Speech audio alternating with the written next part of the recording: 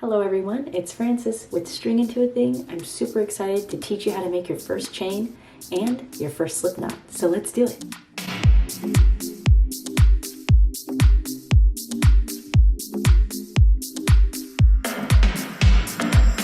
Hello everyone, thank you so much for joining me for this quick little class on how to make a slip knot and how to make your first chain.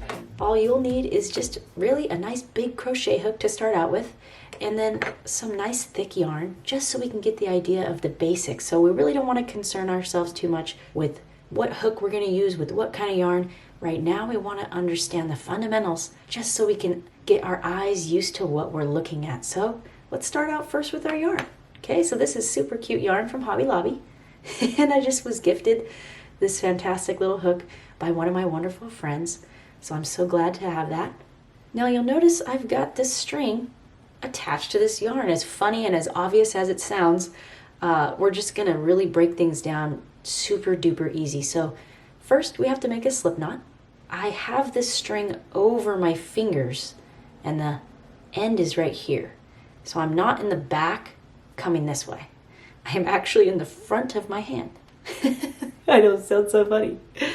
So simply from this position, you can use 2 fingers, 1 finger, however many fingers you're comfortable with. Just wrap around one time, and then I'm gonna just kind of hold that in place. So this guy's the one that's over here with his little tail.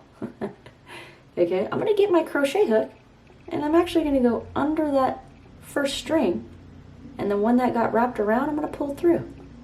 And I'm gonna keep holding on to this, and then I'm just gonna pull this like that. Now this is what you got. So we can actually do that again together. So let's go ahead and pull this guy out of here. And then if you tug on the tail, it actually comes apart. So that's kind of cool.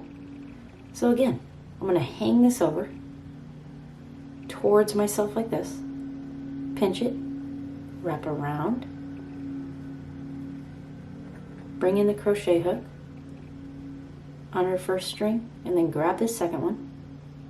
And I'm gonna hold on to the tail and this little guy, and I'm just gonna kind of pull it, and then you can release the tail and then just pull the string, the working yarn is what they call it, that's attached to your actual little guy over there, and pull it on there, and you're good. Look what you did. That's awesome.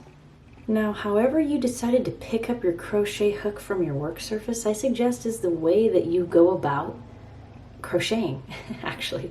So if you're left-handed, you just kind of switch up what you see here in a mirror image.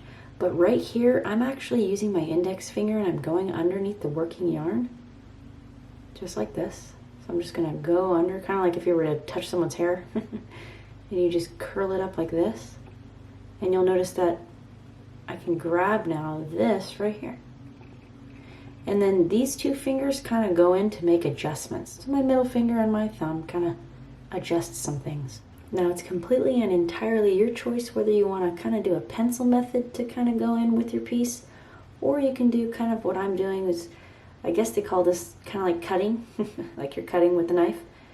I have my thumb over the top here and my index finger right here. And notice the direction of this guy's little head in accordance with my index finger and my thumb. And that's pretty much it right there. So again, I'm going to go into the working yarn, the one that's attached to the yarn, with my index finger, just like this. And then whatever's kind of hanging there, I kind of grab with my other 3 fingers. And then I kind of get my middle finger and my thumb to kind of just adjust this little guy on here. Okay, so perfect. So the first move we're actually going to make in this position is turning this guy away from us while we go on top of the yarn. And then we're going to turn him back towards us and then pull down gently, letting this string right here flow through your fingers. And then you just pull up the loop like that. So in crochet, you'll notice sometimes when you're trying to be real tense and real tight and things aren't working, I notice the best thing to do is just to relax into it and allow it to just flow through. So again, I'm going to turn this guy, kind of like twisting, manipulating my hook. I don't necessarily need to keep my thumb on here and turn my whole hand, but if you wanted to do that, you could. I'm going to kind of turn him away from me, go on top of this yarn, and then turn him back, and I'm kind of hooking that yarn. And then I'm going to pull through. As you notice, that yarn was slipping through my fingers right here as that happened. Now don't judge your little guys that are coming out of here, okay? We're just getting down the basic movement. You'll get better as you go, just like anything you do in life. Perfect. And no fancy equipment needed. If you need some more yarn and it's getting too tight on you, just kind of give yourself some more slack. Okay, perfect. You're going to need to do that when you work on these little projects. Okay, beautiful. You just made 3 chains right there. Now that's what those little V's are. They call these chains. So that's 1, 2, and 3. And then as you get better, you kind of just keep going. And I suggest you practice this move 5 minutes every day, and then you'll get good enough at it to move on to the next stitch. Another great thing to look out for is your little adjustments you're going to need to make. Besides just pulling the working yarn, you'll also need to make some adjustments, being maybe you do 1, 2, 3, 4 chains, and then you want to reposition your fingers. Middle finger and thumb, or whatever fingers it is that you're comfortable with doing that with.